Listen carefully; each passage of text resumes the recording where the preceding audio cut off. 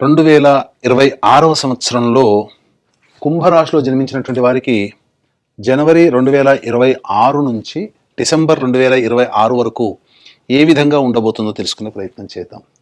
అందరికీ తెలిసిందే, ఈ యొక్క కుంభరాశిలో జన్మించినటువంటి వారికి ఏలిన నాటి శని ప్రభావం అనేటువంటిది సంపూర్ణముగా ఈ సంవత్సరం మొత్తం వరకు ఉంది. అయితే జూలై 26వ తారీఖు వరకు కుటుంబ శని అయితే, జూలై 26 నుంచి వక్రీకరించినటువంటి కారణం చేత కుటుంబ శని దోష ప్రభావంతో పాటుగా జన్మ శని దోష ప్రభావాన్ని కూడా ఈ కుంభరాశిలో జన్మించినటువంటి వారికి కలగబోతుంది. కాబట్టి జాగ్రత్తలు పాటించాలి. ఏ విధంగా? ఆరోగ్యపరంగా, ధనపరంగా, మానపరంగా ఆరోగ్య సమస్యలు, ధనపరమైన సమస్యలు, శారీరకంగా, మనస్సుకు సంబంధించినటువంటివి, ఇవన్నీ కూడా జాగ్రత్త పడండి. ఎందుకంటే విముఖత, ప్రతి పని యందు కూడాను దూరంగా ఉండాల్సినటువంటి పరిస్థితులు ఈ యొక్క శని ప్రభావంలో గోచరమవుతున్నాయి.